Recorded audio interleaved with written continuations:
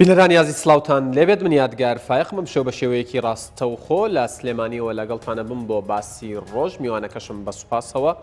لە زاخۆی دەلالەوە لە گەڵمانە بێت مامۆستا عارف ڕشدی سیاست مەدار و ڕایۆشکاری مەکتەبی سیاسی پارتی دیموکراتی کوردستان مەبەستمە لەگەڵ مامۆستا عارف لەسەر کۆمەڵێک پرس بوەستین و بە دیاریکراوی تەرکیزەکەینە سەر دۆخی نێوخۆی هەرێمی کوردستان هەڵەکانمان بۆچی بەم ڕۆگەیشتین و هەروەها قسە لەسەر لێکەوتەکانی کەوتنی کەرکووک داگیرکردنی کەرکووک داگیرکردنی عەفرینەکەین ئەوە بەسمە باس لەوە بکەین کە ئایا سیاسەتی حکوومەتی هەرێمی کوردستان پەرتەوازەیی نێوماڵی کوردستان دووری و هەبوونی بۆشایی لە نێوان لایەنە سیاسیەکانی هەرێمی کوردستان و نەخوێندنەوەی دۆخە جیاوازیەکان کە لە ناوچەکە هەن هەموو ئەمانە هۆکار نەبوون بۆ ئەوەی ئێمە بەمڕۆ بگەین هەموو ئەمانە هۆکار نەبوون بۆ ئەوەی کورد بە تایبەت مەبەستمانە تەرکیز بکەینە سەر باشوور بە شێوەیەک لە شێوەکان وەکو جاران سنگ و کاریگەری نەبێت لەسەر ئاو کێشەکانی ناوچەکە و بینین کە عەبادی و حکوومەتەکەی بە ئارەزووی خۆیان هەنگاو ئەنێن و قسە لەسەرەوەش هەیە کە هەموو شتێکیان لەلایەن حکوومەتی هەرێمی کوردستانەوە ڕادەست کراوە لە بەرامبەر هیچدا. من زیاتر ناڵێم مامۆستا عارف ڕشدی سیاسەتمەدار و ڕایۆشکاری مەکتەبی سیاسی پارتی دیموکراتی کوردستان سڵاوتان لێبێت سوپاس بۆم دەرفەتە ئەمەوێت لەو پرسیارەوە دەست پێ بکەم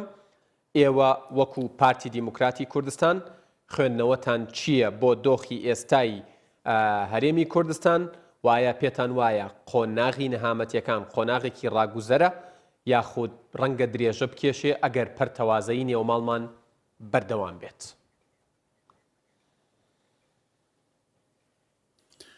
سڵاوتان لێبێت نەورستان پیرۆز بە دڵنیاییەوە ئەگەر هاتوو ئەم پەرتەوازیە بەردەوامی هەبێت و پێداچوونەوەیەکی جدیانە نەکرێت بە بارودۆخی سیاسی هەرێمەکەمان ئەو مەینەتە لەوانەیە قوڵتر بێت و درێژە بکێشێت. ئێمە چەند ساڵێکە لە هەرێمێکدا ژیاوین کە توانیمانە تا ڕاددەیەکی باش خۆمان ڕێکخینەوە بەڵام هەمیشە شتێک لە ئارادا هەبوو کێشەی ناوخۆییە. ئەم کێشە ناوخۆیە تا چارەسەر نەبێتن ئێمە دەرگا باواڵایی بەجێ دێڵین بۆ ئەوانەی کە ناحەزی ئێمەن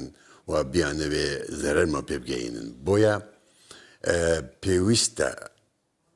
چیتر لایەنە سیاسیەکان بە تایبەتی ئەوانەی ئێستا کە بربەرەکانی دەکەن وەکو ئۆپۆزیسیۆن لەو جوخزەدا نەمێننەوە کە ئەبێ ئەگەر هاتوو گرفت هەیە لە هەرێم چارەسەرێکی بۆ بدۆزنەوە لەسەر حسابی کێشەی گەل. پێویستە ئەو لایەنە سیاسیانە بە ئەرکی خۆیان هەستن چۆن ئەو لایەنەی کە ئەمڕۆ دەسەڵات داری دەکەن بە ئەرکیان هەستاون ئەگەر ڕەخنەشمان هەبێ ئەگە گلەیشمان هەبێ نابێت لەم قۆناغە ناسکەدا ئێمە ئەو ڕەخنەگلەیەنە بکەینە ئەولەویاتی خۆمان. بەڵام پێویستە ئێمە هەوڵ دەین هەموو کەم و کوڕیەکان هەموو ئەو ڕەخنانەی کە هەن دوا بخەین بۆ قۆناغێکی داهاتوو. باشە مامۆستا عارف من ڕەنگە لە زۆربەی بەرنامەکانم ئەم پرسیارەم کردبێت لە دوای ڕیفراندەم لە دوای 16 ئۆکتۆبەر تەواوی دنیا پشتی کردە کورد بۆ یەکەم جار لە مێژووی 100 ساڵی ڕابردوودا ئەگەر مێژوویەکی دوورتر نەبێت جەنابتان شارەزای و پسپۆڕیتان لە مێژووە بۆ نمونە ئەبینی ئێران تورکیا عێراق و ئەمریکاش بە شێوەیەک لە شێوەکان تا ڕادەیەک بریتانیاش بەرامبەر بە کورد لاوازکردنی کورد بچووکردنەوە و تەحجیمکردنی کورد هاوڕابن. قسەکە لەسەر ئەوەیە بۆچی حکوومەتی هەرێمی کوردستان بۆچی پارتە سیاسیەکان تا ئێستا نەیانتوانیوە لەسەر مێزێکی گفتوگۆ ئەگەر بۆ چاوبەستیش بێت دابنیشن و کۆبنەوە.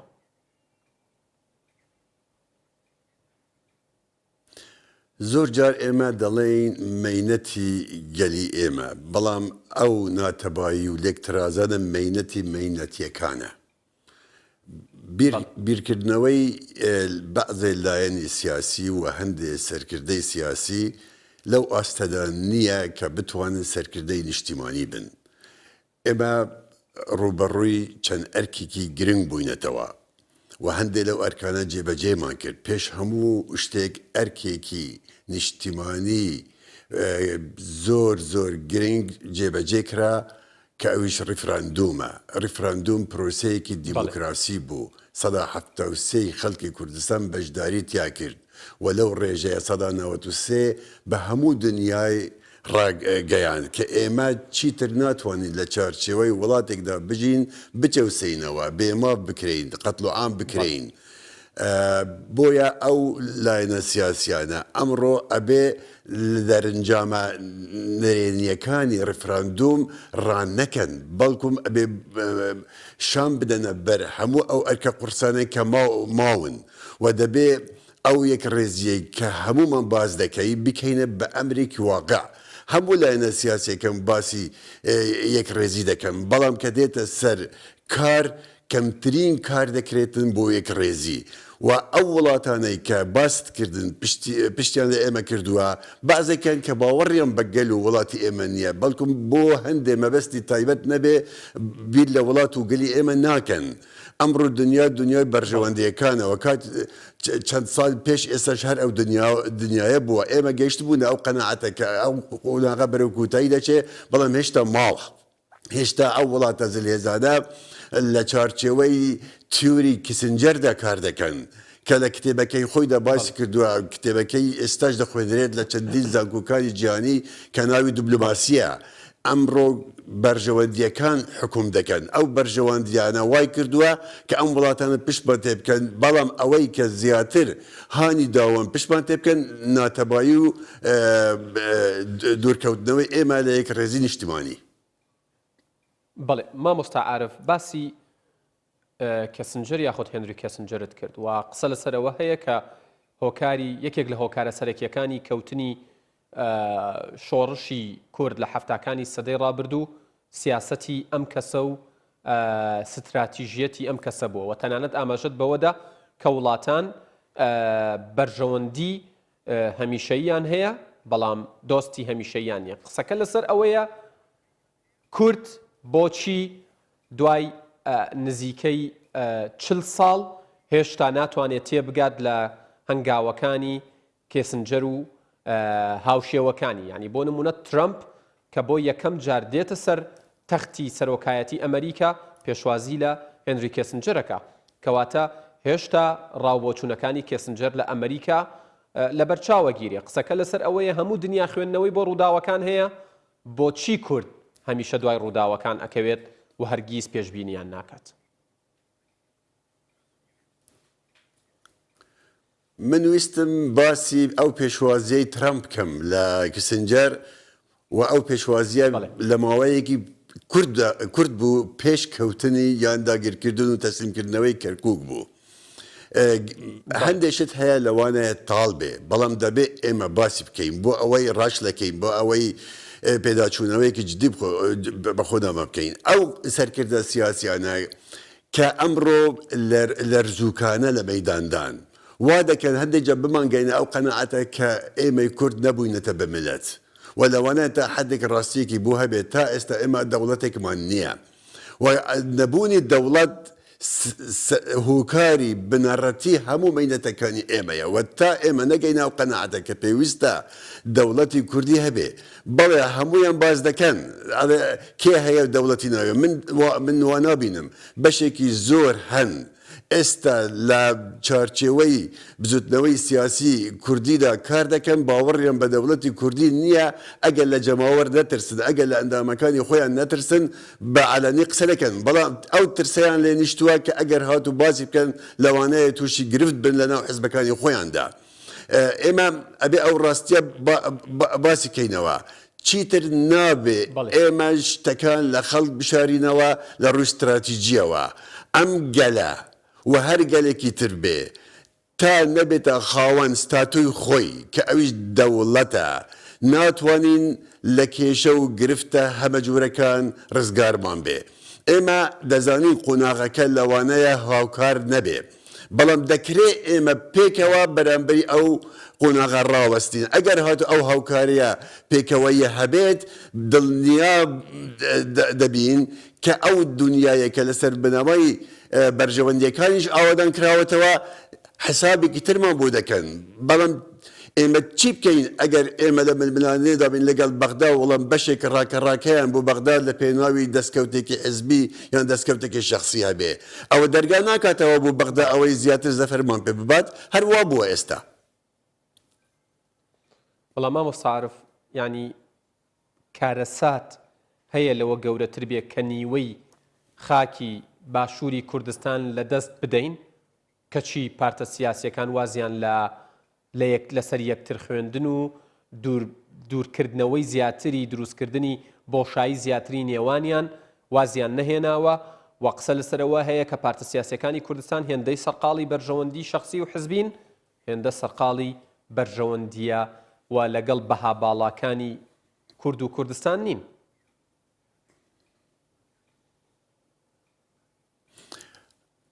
ئەوە زۆر ڕاستە پارتی زۆر هەوڵیدا کە ئەو تەباییەی پێویستە بێتە ئارە بە تایبەتی جەنابی سەرۆک بارزانی چەند جارێک هەوڵی خۆی خستەگەڕ بۆ کۆکردنەوەی حزبەکان بۆ هاندانیان بۆ ئەوەی کە تێبگەن ئەو ئەرکە ئەرکێکی هەمەلایەنەیە ئەرکی هەموویانە چونکە ئەرکی نیشتیمان ئەرکی خواستەکانی گەڵی یەک حزب نییە لەو ڕاستیەوە جەنابی سەرۆک کاری کرد بەڵام بەداخەوە لایەنە سیاسیەکان هەندێک لە چارچێوەی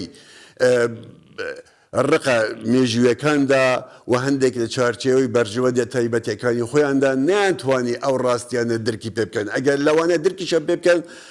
بەڵام ئەوەندە کوردبین بوونە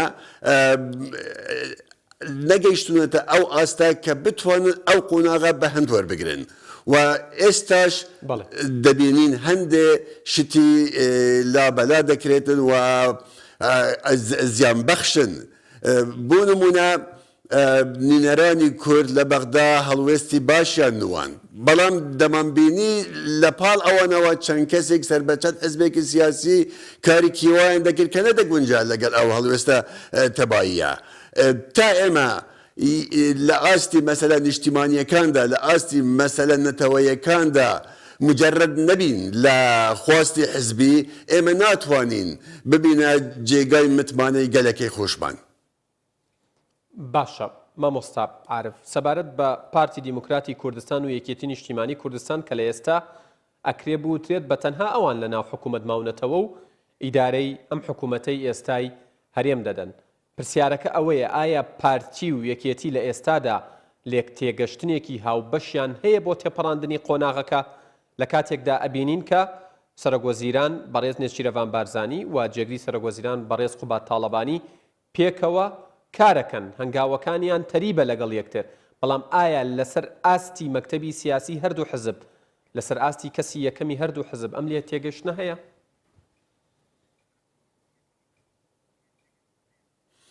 ئەم لێکتە گەیشتە تا حدێک هەیە و ئەو کارەی پێکەوەیەی کە بەڕێزان نێچیرەڤان بارزانی و قوبات تاڵەبانی دەیکەن جێگای دەستخۆشیە و مانەوەی نێرانی یەکێتی نیشتیمانی کوردستانیش لە حکوومەتی هەرێمدا هەنگاوێکی ئیجابیە و ئەو دوو حزبە بە هەموو خەڵکێک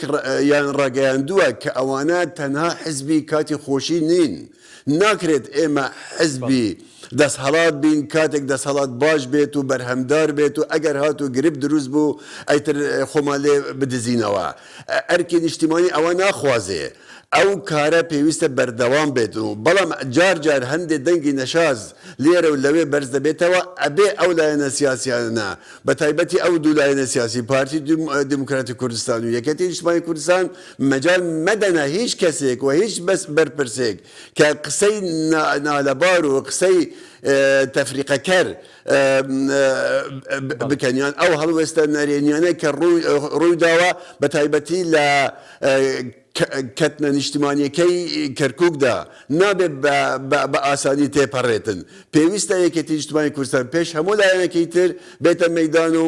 تحقیقێکی جددی بکاتن و ئەو کەسانێک کە بەشدار بوون لەو کەتنە نیشتیمانیەدا بە سزای خۆیان بگەێنن کە ئەمە خۆی لە خۆیدا ئەبێتە پاڵپشتێک بۆ ئەو حزبە بۆیە مانەوەی ئەم دوو حزبە لە بەڵێ کردووە بەڵام ئەگەر نەشکاتن دەبێت خۆی دەست پێش خەر بێتن چونکە ئێستا بارە گرانەکەی لە سەرشانی ئەوانە ئەو ناوچەیە بە ناوچەی دەسەڵاتی یەکەتی ناسرا بوو و ئێمە دەمانەوێت ئەو حزبە بە ئەرکی خۆی هەستێت و داوا کراوە لە پارتی دیموکراتی کوردستان و هێزەکانی سیاسی هەرێمی کوردستان و حکوومەت و پەرلەمانیش کە پێداچوونەوە بۆ ئەو کەتنە نیشتیمانیە بکرێتن کە ئەوەی کەتنە نیشتیمانیە ئەنی خیانەتی نیشتیمانیە ناکرێتن حزبێک مەجال بداتە خەڵکێک لەسەر ئەو حسابن بەشدار بن لەو کەتنەدا پێویستە ئەو حزبە خۆی دەست بەکار بێتن و حکوومەت و پەرلەمانی لەسەر ئەو مەسەلە بوەستنەوە بۆ ئەوەی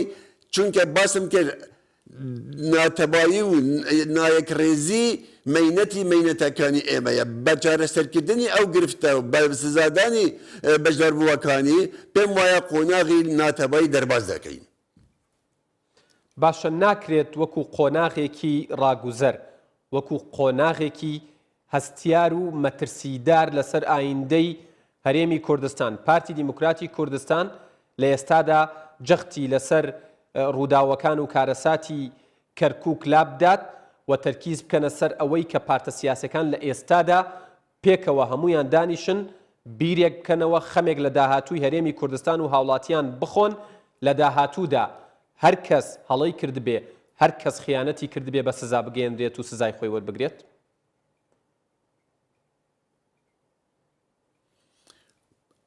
ئەکرێ بەڵام ناکرێت ئەو مەسەلەیە پشتگوێ بخرێتن چونکە ئەگەر هات و چارەسەری بۆ دەکەی بەردەوام دەبێ ئەو حاڵەتە لە مێژووی کووردا چەند بارە بووتەوە ئەگەر ئێمە بە مێژووی بزودنەوەی ڕزگاری خوازی کوردیدا پێداچوونەوەی بکەین دەبینین چەندین حاڵەتی وا لە قۆناغی هەستیاردا ڕووداوە هەر کاتێک گەلی ئێمە وڵاتی ئێمە گەیشت بێتە ئاستێکی باش و ئاستێکی بڕیاردان لە چارەدەستی خۆی گرفتێکی وامان هاتوتە پێش بەڵێ دەکرێت ئەمر پێکەوە ڕوبەڕووی ئەو قۆناغە بینەوە پێکەوە زۆرێک لە کێشەکان و گرفتەکان پاش بخەین بۆ قۆناغی داهاتوو من دەڵێم ئێستاش قۆناغی ئەوەیە لەگەڵ ئەوەی کە ئەم مەسەلانە دەبێت بە هەندوی بگرین کاری سەر بکەین بەڵام زیاتر گرنگی بە کاری پێکەوەیی بکەن زیاتر بە کاری خۆ ڕێکخستنەوە بکەین بە تایبەتی دوای ئەو هەڵوێستان ناتەندروستانەی بەغدا بەرامبەر بە هەرێمی کوردستان وەی گرتوون و لە سزادانی دەستە جەمعی خەڵکی کوردستان ئەمە لە ئێمە دەخوازێ سەرووی هەموو ناکۆکیەکان بین و عرفێکی نیشتیمانی لە وڵاتانی ژیان دوست و دیموکرات هەیە لە کاتی تەنگیجە نیشتیمانیەکاندا ئۆپۆزیسیۆنەکانیش ئەچنە پاڵ حکوومەت بۆ ئەوەی هەستی نیشتیمان پەروەری پیرۆستر ڕابگیرێت هەر نمونەیەکتان بدەمێت لەم ماوەیە کێشەیەک بووە لە نێوان ڕووسەکان و بەریتانیەکاندا بە هۆکاری کوشتنی سیخورێک دەبینین تەنها یەک لێدوانی جێرمی کوربینی بەرپرسی حزبی عمالی بەریتانی بووە کێشە بۆیان چونکە پێویستە وەتەنانە لە ناو خودی حزبەکەیدا حزبەکەی هاتووە دەنگ لە جێرمی کوبین ئەڵێ ناکرێت تۆ ڕەخنە لە حکومەت بگری لە کاتێکە ئێمە ڕوبەڕووی گرفتێکی نیشتیمانی بووینەتەوە بۆیە ئێمە دەمانەوێت ئەگەر گرفت هەیە ئەو گرفتە دەستیشان بکرێت و بەڵام لە ئاستی نیشتیمانیدا یەک دەست بین یەک ڕەنگ بین نەک بین ئەو فرسەتێکە هەیە وەکو فرسەتێکی حزبی بقۆزینەوە باشە مامۆستا عارف سەبارەت بە پارتە سیاسەکانی هەرێمی کوردستان بێگومان پرسیارم لەسەر بەغا و ڕەفتاری بەغداشە بێت بەڵام پێش ئەوە پارتە سیاسیەکانی کوردستان بە تایبەت پێنج پارتەکەی ئەوەی پێوترێ نازان پیانەوترێ پارتی سەرەکی و پارتی گەورە یەکێتی و پارتی و گۆڕان و یەکگرتو و کۆمەڵ کەسیان دەست پێشخەریان نییە بۆ ئەوەی لەگەڵ یەکتردا بنیشن. پرسیارەکەی من بە دیاریکراوی ئەمەیە. جاران دەوترا پارتە سیاسیەکان ئەیانوت کە بەڕێز بارزانی وەکو سەرۆکی هەرێمی کوردستان قبول ناکەن، ماوەکەی کۆتایی هاتووە و ئەم قسانەیانە کرد. بەڵام دوای ئەوەی سەرۆک بارزانی لە پۆستەکەی دەکشێتەوە، لە ئێستادا ئایا ئەرکی سەرۆک بارزانی نییە کە مبادرەیەکی هەبێت بۆ تەواوی پارتە سیاسیەکان کە کۆیان بکاتەوە و پارتی تەنازول بکات لە هەندێک مافی خۆشی بۆ ئەوەی یەکریزیەکی نیشتیمانی و نەتەوەیی دروست بێت و بتوانین قۆناغەکە تێپەڕێنین؟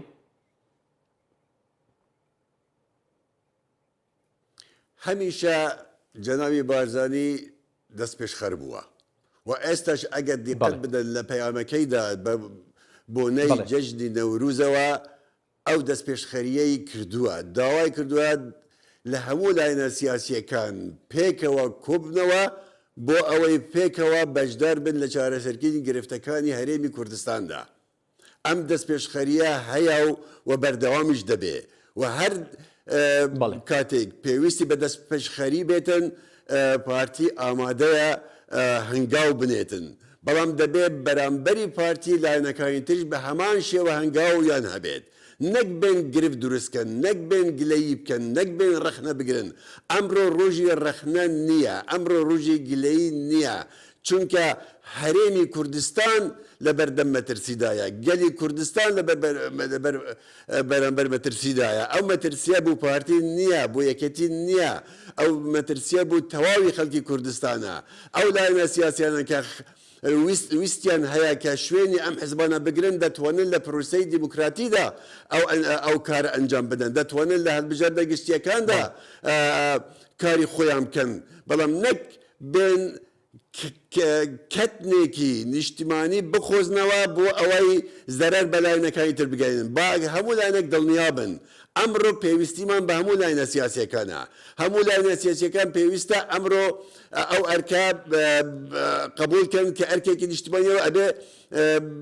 بەپێی پێویست کاری بوو بکەن. ناکرێتن ئێمە لە کاتێکی تەنگەتاودا واز لە گەل و وڵاتی خۆمان بینی بە هوکاری گرفت گرفت هەیە، قەیران هەیە، بەڵام هوکارەکانی ئەم گرفتانە چی؟ بەڵێ سەبارەت بە بمبورە ناچارم قسەکانت پێ ببڕم چکە دوو خولەکم ماوە پێچەوانە دەگرێتەوە. بەڵێ بمبورە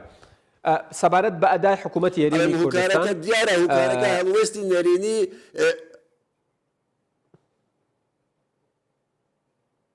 بەڵێ بمبورە سەبارەت بە ئەدای حکوومەتی هەرێمی کوردستان یەکێک لەو ڕەخنە زۆر جدیانەی کە لە حکوومەتی هەرێمی کوردستان ئەگیرێت ئەوەیە کە تەواوی بڵێن باس و تەواوی دام و دەستگاکان و تەواوی هەموو شتەکانی هەرێمی کوردستانی ڕادستی حکوومەتی عێراقی کردووە بەرامبەر هیچ. هەموو دڵخۆشی حکوومەتی هەرێمی کوردستان و هاوڵاتیانی ژەوە بوو کە عەبادی ڕاستگۆ بێت پێش نەورۆز موچە بنێرێ، بەڵام ئێستا قسە لەسەرەوە هەیە کە ڕێکەوتنیەکە بۆ لەگەڵ حکوومەتی هەرێمی کوردستان بۆ ئەوەی سیستمی سەپێنراوی پاشەکەوتی موچە و چارەکە موچە بەردەوام بێت لێرە بەدووە. ئێوە وەکو پارتی دیموکراتی کوردستان و جەنابیشتان وەکو سیاسەتمەدارێکی دێرین و مخەزرەم چ تێبینی یەکتانەیە لەسەر حکوومەتی هەرێمی کوردستان و ئەبێ لێرە بدووە چۆن مامەڵە بکات؟ گەر زۆر بە کورت و پوختووی بێت چکە یەک پرسیاری دیکەشم ماوە سوپاس دەکەم. حکوومەتی هەرێمی کوردستان بەهێمنی کار ئەکات و سیاسەتێکی میانڕەوانەی پیادە کردووە، کارێکی باشی کردووە و حکوومەتی هەرێمی کوردستان هیچی تەسلیمی حکوومەتی بەغدای نەکردووە، تەنها لەسەر ئەساسی دەستور مامەڵە لەگەڵ بەغدا دەکات. ئەوەی کراوە تا ئێستا لەو چارچێوەیەدایە و هیچی تر نە. ئەو قسانەی کە دەکرێتن هیچ بنامایەکی بوو نییە. باشە کۆتا پرسیارم سەبارەت بە تورکیا و ئەفرین و هەنگاوەکانی لێرە بەدوایان. مەولود چاوشۆغل و وەزیری دەرەوەی تورکیا ئاماژەی بەوە داوە کە سەرۆک وەزیران و بڵێن بەرپرسی دەستگای میت ئامادەکاریان دەست پێ کردووە بۆ ئەوەی هەنگاوەکانیان بە ئاڕاستەی شنگال و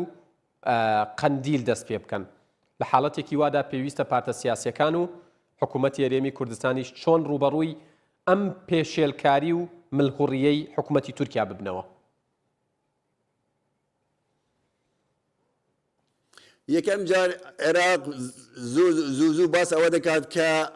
ئەوانە بەرپرسن لە سنوورەکانی عێراق ئەبێ ئەرکی خۆیان جێبەجێ بکەن ئەگەر پێیان ناکرێتن با بە خەڵک بڵێ پێیان ناکرێت و دڵنیاشم پێیان ناکرێت. دوو هێزە سیاسیەکان دەبێ یەک ڕیز بن لەگەڵ حکوومەت و پەرلەمانی کوردستان و کاری پێکەوەی قبولکەن بۆ ئەوەی هەڵوێستیان هەبێ. سیام مەسەلەی ئەفرین کارێکی زۆر بریندارکەر بوو و ئەو کارانەی کە ئێستا لەو شارەدا دەکرێت بەرامبەر بە خەڵکی شارەکە کاری قێزەوەنن. زۆر گرنگە چۆن ئێمە لێرە هەڵوێست بین و پێکەوە کار بکەین لایەنە سیاسیەکانی کوردستانی ڕۆژئاواش ئەبێ پێداچوونەوەی بکەن و بەرەیەکی کوردستانی پێک بێنن هەموو هێزە سیاسەکان بەشدار بن و چیتر ئەو گرفتانەکە هەن کاریگەری نێرێنیان نەمێنێت. پێویستە حکوومەت یاریەم پەیامی زۆر ڕوونی هەبێ بۆ تورکیا سەبارەت بە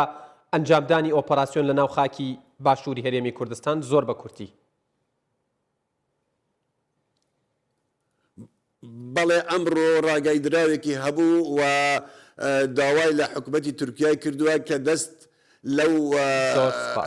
هەڵوێستە هەلگرێت و چیتر زەرەر بە دانیشتوانی خەڵکی کوردستان نەگەیەنێت و هەروەها داوا لە پەکەکەشی کردووە لەو شوێنانە دوورکەوێتەوە کە دانیشتوانی دێهات و ئوردوگاکانی هەرێمی کوردستان زەرەریان پێدەگات. پێویستە حکوومەتی تورکیا ئەوە بزانێتن ئێمە هیچ کێشەیەکمان لەگەڵ ئەوانە نییە ئەگەر ئەوان کێشەیەکیان هەبێت لەگەڵ پەکەکە ئەوە شتێکی ترە و داوا لە پەکەکەش دەکەین لە شوێنە نیشتەجوبۆکانی خەڵکی کوردستان دوورکەونەوە. بەڵێ کاک عارف ڕوشدی سیاسەتمەدار و ڕاوێژکاری مەکتەبی سیاسی پارتی دیموکراتی کوردستان زۆر سپاس بۆ زانیاریەکان سپاس بۆ دەرفەتەی بە ئێمە و بە بینەرانت بەخشی. بەڵێ بینەرانی عەزیز باسی ڕۆژ کۆتایی هات سوپاس بۆ هاوکارانم لە سلێمانی لە هەولێر لە زاخۆ تا باسی ڕۆژێکی دیکە ئێوە و کوردستان لە ئەمانەتی خوادا کاتێکی